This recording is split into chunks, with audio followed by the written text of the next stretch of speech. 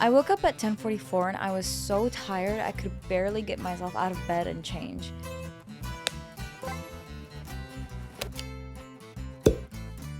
Today we have a good amount of stuff we have to do, and I took a tote bag that has a change of clothes because we're gonna go to a cenote and I'm very excited. Ooh, the lighting's bad. Okay, today has been a little bit warmer than the rest of the days we've been here, but it's also a lot more windy.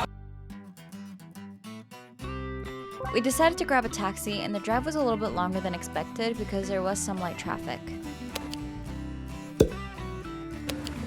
We finally made it to our first destination of the day, and there was a giant sign posted with the prices of the entry fee to the park, and our taxi driver told us to beware of anybody who's selling us tickets, because if you don't buy tickets from the official box office, you'll likely be a little bit ripped off because those people will sell you tickets for a higher price. You have to buy 2 tickets per person. First, you have to buy a wristband that grants you access to the park, then you have to buy a ticket that grants you access to the ruins. The box office for the wristbands is located near the #TULUM sculpture. After that, you'll enter the park and walk down a long path, and you will find the box office for the tickets that grant you access to see the ruins.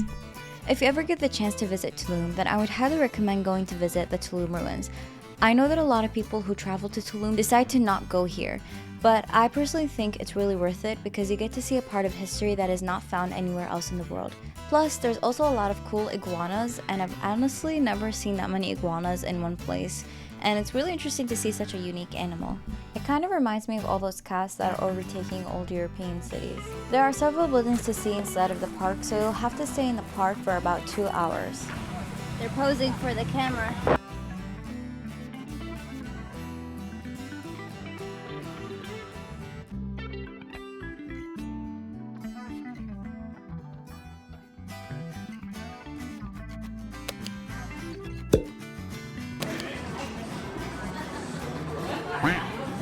Still out here. Michigan champion merch, and he some guy came up to my dad and he was like, "Oh, did you guys go to the game?" And my dad was like, "No, but like all my kids like went to of them and we're from there." And we just had like a conversation with him, and it was nice to see another Michigander here. After another taxi ride, we were able to make it to our second destination of the day, which is the Attic cenote. I would highly recommend going to the cenote if you don't know how to swim, because there's a lot of pockets of shallow water that you can stand in, and there was also a really friendly dog waiting for you, so we did stand around to say hi. And just a heads up, there is a rule to take a shower before you enter the water, so keep that in mind. To get to the cenote itself, you have to walk down a really long hallway, which felt really cool because it felt like we were in a movie or something.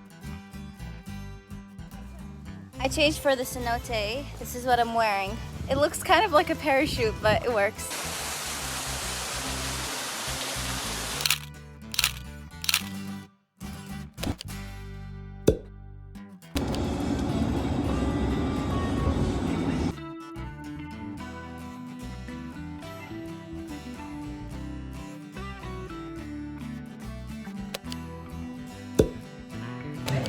We just got to the downtown. I think we're gonna go to Sculpture Park, and then we're probably gonna go to a restaurant and then maybe go home. I'm not sure, but that's the general plan so far.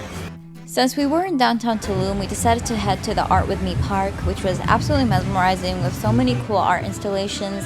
I didn't even record everything that was there because I didn't want to be respectful to the artists, but I would highly recommend going here if you're interested in art or if you're interested in seeing some really cool sculptures.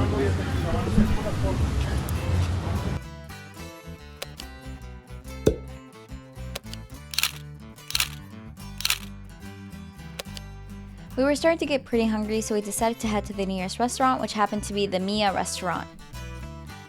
We just got to the restaurant, and it's really nice. The server we have is really, really nice too. And the view is also nice. You can see the ocean. My name is Juan. If I show only one light to you, you can call and complain. This is a Russian. As I was telling you that Mayan. I'm not Mayan, but I've been there a lot of times. It's my favorite place. Equinoxes.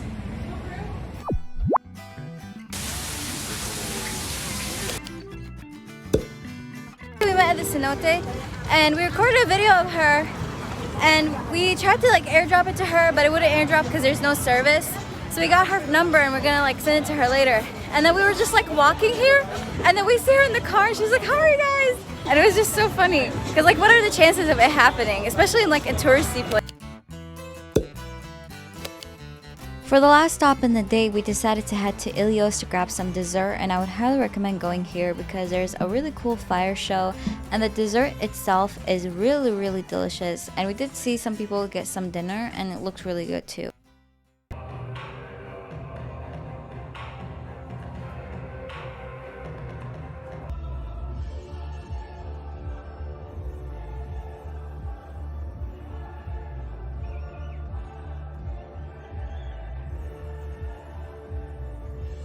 They also have a segment where you can buy a plate to break to supposedly ward off bad spirits, which my family decided to participate in because it looked like it would be fun. And my plate decided to not break. Apparently, it's completely invincible. They also gave us sparklers, which were pretty fun.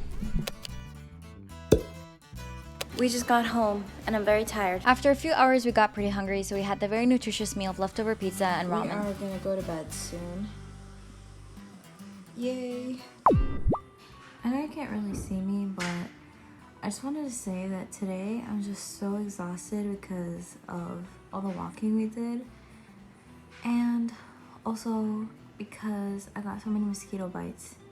And I don't know about you, but like, I don't know why mentally whenever I get mosquito bites, I feel drained. Like, I don't know why I imagine I'm like being, like, you know how people like in movies they look disheveled after being bitten by a vampire? It's like what I imagine happens to me whenever I get bit by a mosquito. And I know it's probably just in my head because mosquito bites aren't that serious for the most part. But yeah. Anyway, good night. So I was not imagining that. I was literally having an allergic reaction to all the mosquito bites I got, and I basically developed a really bad headache that would not go away. Even though I took both ibuprofen and Tylenol, I also drank a bunch of water, caffeine, and had a good night of sleep. And on top of that, I realized that I had these red dots all over my body, which I initially thought were the mosquito bites themselves, until I had the realization that there was no way that the mosquito bites could get to this many parts of my body because I had multiple layers of clothing on. Like, there was no way that a mosquito bite could penetrate through a shirt and a jacket and reach my upper arm. I also had a really bad body ache, and since we only had one day left until we came back home to America, I decided to make the very stupid decision of waiting to go back to America to take some Allegra. So if you have a tendency to get eaten alive by mosquito bites, and you also have a tendency to get allergic reactions or skin irritations, pack some Allegra and don't do the really stupid decision of waiting until you go back home to take some Allegra because it could get increasingly worse. I got really lucky and it thankfully did not progress into anything worse, but don't take that risk.